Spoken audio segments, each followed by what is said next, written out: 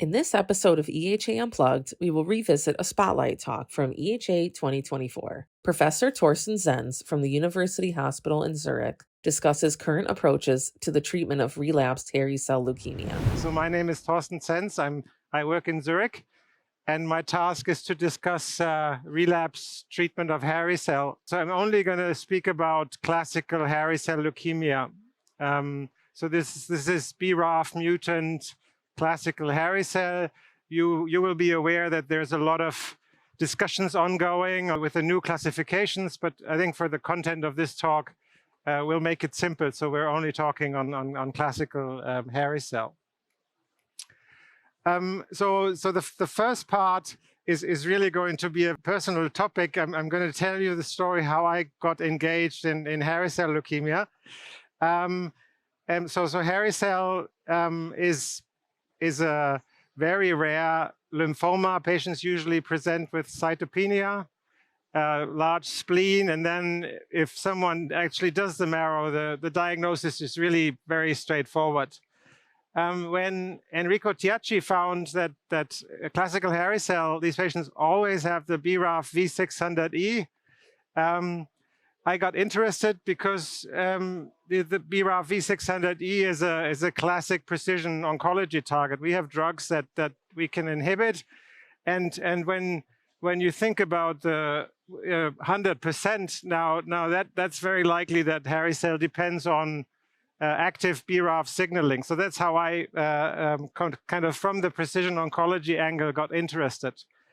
And this is linked to a patient that I saw many years ago in Heidelberg, and this is the history which allows us to revisit how we treat classical hairy cell. So this particular patient was treated somewhere else with cladribine and didn't respond. Then he was, according to guidelines, that didn't work, and he got pentostatin, which is reasonable because there was a two-year period, and then he was actually referred to our center here also to consider, should we do a transplant? I said, okay, let's just add the antibody and maybe this will help. But in this particular patient, that didn't lead to a remission. So, and this is very unusual, a very unusual case. And this was in 2012.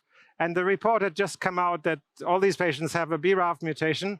So when we could get our hand on the BRAF inhibitor, we put the patient on the BRAF inhibitor, and very quickly counts go up. And I'm sure some of you have used a BRAF inhibitor in hairy cell. It's phenomenal. I mean, it's just phenomenal how quickly this works. So when trying to get the drug, I looked up the initial melanoma trial.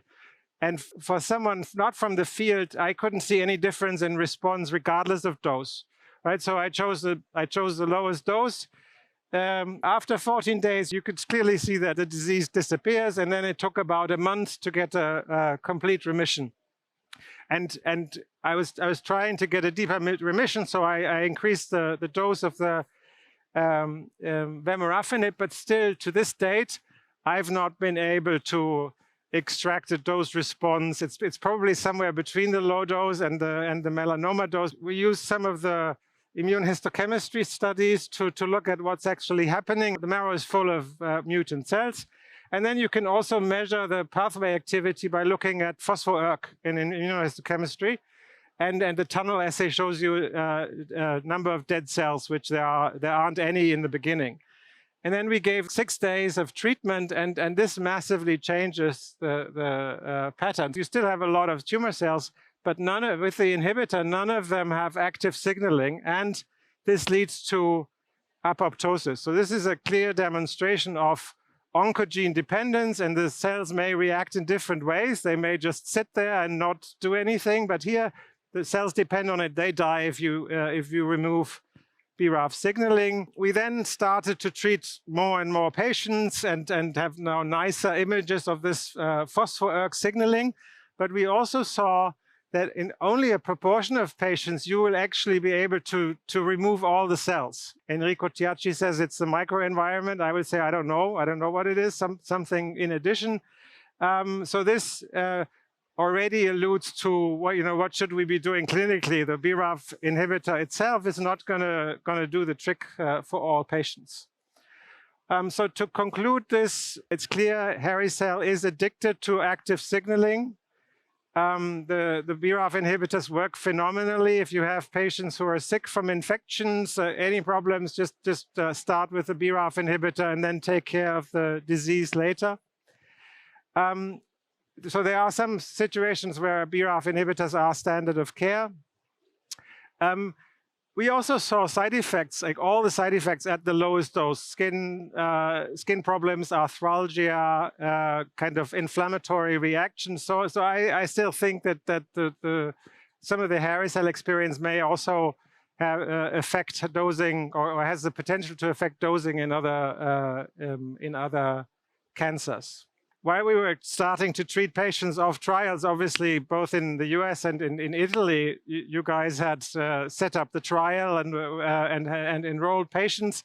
And the results are published in the New England Journal. So the trial showed very similar results. About a third of patients will get a complete remission. Most patients respond. It takes a few weeks. Usually platelets come up first, and then the rest of the counts improve. Because of the toxicity of the BRAF inhibitors, you need to stop treatment, right? For a disease that doesn't impair survival for the vast majority of patients, you cannot continue a BRAF inhibitor because of the side effect profile. So Enrico's group has combined vemurafenib with rituximab, CD20 antibody, and this is what we currently do. So when we treat patients, we usually start with vemurafenib, but try to get to a complete remission by combination with rituximab. So I think one of the topics to discuss, when should we use this regimen over repeating purine analogs? So there are so many great drugs in B-cell lymphoma, so the temptation is to use the BTK inhibitor, the venetoclax, all the other drugs. So ibrutinib has been tried in this trial, which included classical as well as hairy cell variants. Quite a few patients actually still on treatment. So my take home is, if it works, it's good, but it's only a small fraction of patients where this works. You will get complete remission in about 40% of patients, but you need to hold your breath. You need to keep them on treatment for a while. So this, to me, this is clearly an active drug. I've not used it very much because all the other things work so well. So it really depends on what you have access to. So I'm already heading towards the end. All those different treatment options, they're hugely confusing anyway. So a lot of times it's about access to drugs. So there's the moxetumomab, which in Europe, we don't have access to. So we've been able to put patients on the trial, and it's clearly an active drug. You can also see if your patient can go to the NCI. I think they may still have access. But other than that, it's really the questions we usually ask ourselves are, should I reuse a purine analog? And there, the depth of remission first time round and the length of duration of remission is a topic. Also the age of the patient. If you have someone who's 79, you don't necessarily have to worry about long-term effects as much as if you have someone who's very young. And then the question, how do they present in relapse? Do you have time to kind of get organized, or is there an infection which would always argue for a BRAF inhibitor? And I mentioned that most of the time we now use vemurafenib and CD20 antibody if we don't want to go back to a purine analog. And then that's kind of the scenario we use. So there are different guidelines. I think the Hairy Cell Consortium is coming up with a new guideline. There's also going to be an EHA guideline. And these guidelines are always interesting to write in the absence of a lot of data. So, but I'm involved in the international guidelines, like only in a minor way, but I'm also involved in the German guidelines. But I specifically pulled out the French guidelines because I don't think I agree with the concept that if you have someone that you put on a purine analog without rituximab, for example, and they respond well for 2 years, you go back to a purine analog. It just seems like a very short period of time. So you can go to purine analog and an antibody, hoping that this will now be phenomenal. which is a realistic scenario, but the trajectory of just repeating purine analogs doesn't appeal to me. So what the French group have done is they've suggested if it's more than 5 years, give it another shot, but they've also put rituximab plus purine analog. So my interpretation of the field is, in first line, if you were a patient, you would want to have purine analog and CD20 antibody. But somehow in the physician community, people have not taken up, because there's, in a lot of places, because there hasn't been the randomized big trial to show, but all the data suggests that it's just so much more effective. And in terms of the side effect profile, I mean, we use these combinations all the time. There have been all these big FCR trials that we shouldn't be afraid. So my prediction is more people will use combinations because it's clearly more active. Yes, you can get away with just the purine analog, and for the vast majority of patients, it won't make a huge difference. But if we now focus on relapse, you really need to look at how did patients respond. So I continue to do marrows on young patients after 6 months, because I want to know, did they get a complete remission, right? It's something else if you have a lot of cells in the marrow that just sit there. So I usually recommend for younger patients to have the marrow, and most patients will accept this. Let's discuss the question on how, like, after how many years of response would you go back to a purine analog?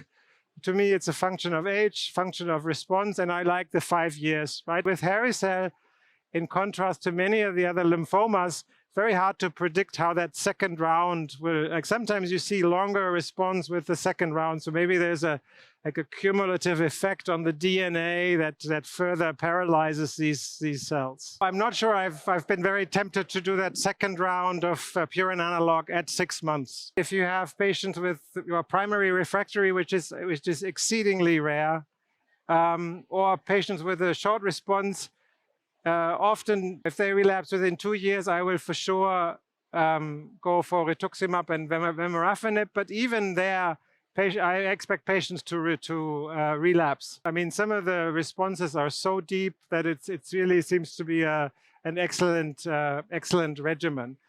There's a basket trial looking at MEK and BRAF inhibition, which shows very, very good response, probably more CRs than with just the BRAF inhibitors. I haven't been able to use it outside of a trial.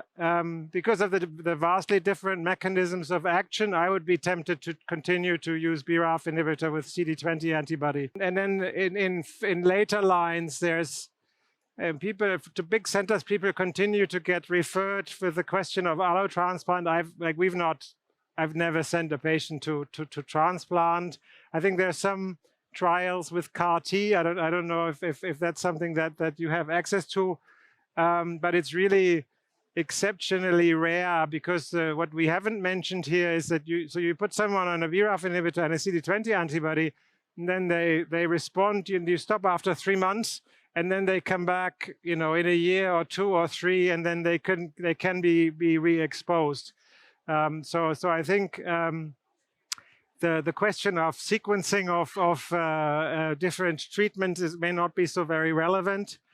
But I do want to raise your attention to this question of, should you just go back to cladribine because it was easy to apply after 2 or 3 years? I really prefer this kind of 5-year interval, because there are all these other treatments that are available. I think vemurafenib and rituximab is an excellent salvage regimen, but with the follow-up of our trial, it's clear that there is a small subset of patients that are at 5 or 6 years is free from relapse, but many patients still relapse. Yeah. In the trial, they had a median of 3 prior lines of therapy, and it's clear that for, I would say, the majority of patients after so many lines of therapy, this is not a curative regimen. And so I think that upon relapse after vemurafenib plus rituximab, one can repeat it if the durational response was nice, but otherwise other options should be pursued, like BTK inhibitors or even venetoclax. We had relatively good experience in patients, in a small number of patients relapsed after vemurafenib plus rituximab. Venetoclax was able alone or with rituximab to reinduce remission, although it took quite a while to recovery of cytopenias like with ibrutinib.